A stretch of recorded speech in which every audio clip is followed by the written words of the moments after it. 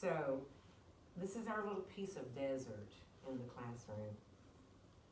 You know, this is, when you go into the desert, it's hot and windy and the sand stings your skin. You have to stay covered up. Your face covered up, your eyes covered up, your hands, your legs, because it stings you. And then at night, when the sun goes down, there are no clouds to keep the heat in, and the heat just evaporates and the desert's almost freezing.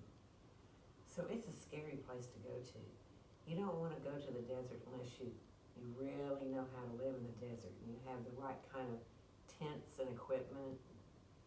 So when the children of God left Ur, if you remember, and went out into the desert to find some place to live, and they lived by the trees of Lebanon where there was water, but it stopped raining and the famine came to the land. And the children of God had to go into Egypt. And they all went into Egypt so that they would have some place, they would have something to eat. They had no food. And while they were in Egypt, the Pharaoh said, "You're going to be my captive. You have to go to bed at a certain time and you have to get up early. You have to make my bricks. You have to build my cities. You have to work for me." And they did that for almost 100 years. And finally, God called out to Moses and he said, "Moses, come save my children. They're being held captive in Israel." So Moses came to Egypt, and they were being held captive in Egypt by the Pharaoh. And Moses said to the Pharaoh, "Let my children go. And if you don't let my children go, there are going to be plagues that are put upon you." And he turned the water into blood. And Pharaoh said, "No, you cannot have the children of God. They are here, my captives."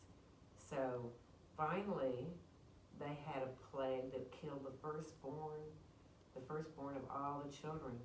So Moses had all the children of God put blood on the post of their doors.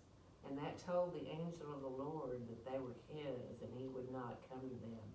But he went around to all the Egyptians and he killed the firstborn son of them.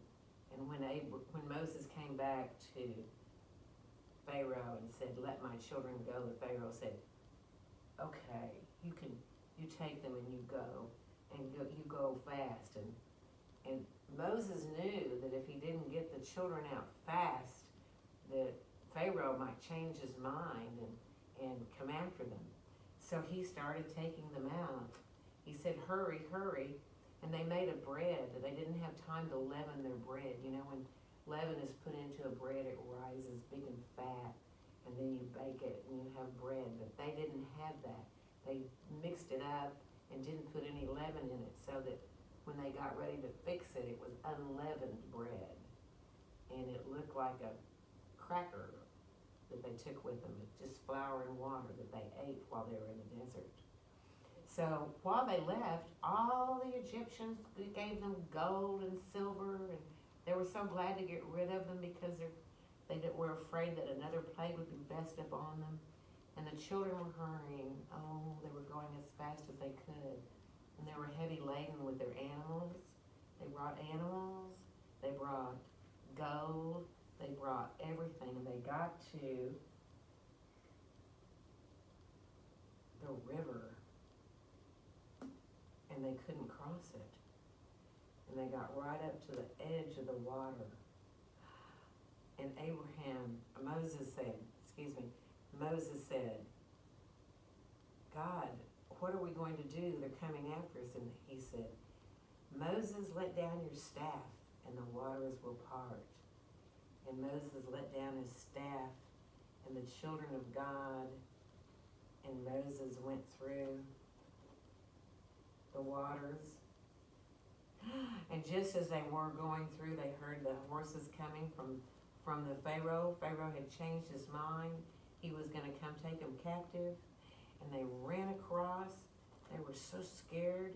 This one was afraid to cross, and the waters rolled back, and all of Pharaoh's armies were drowned in the water. Oh, they were so happy to be out of Egypt. They danced and built an altar and went and prayed and thanked God for taking care of them. And that was the way they were saved from the Egyptians. That's the way the Lord saved them from the Egyptians. I wonder, what part of this scary story would you be in?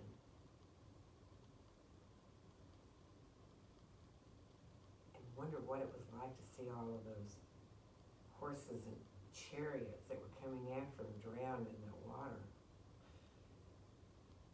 I wonder if there's any part of this story that we could leave out and still have the whole story. Do you see yourself dancing for joy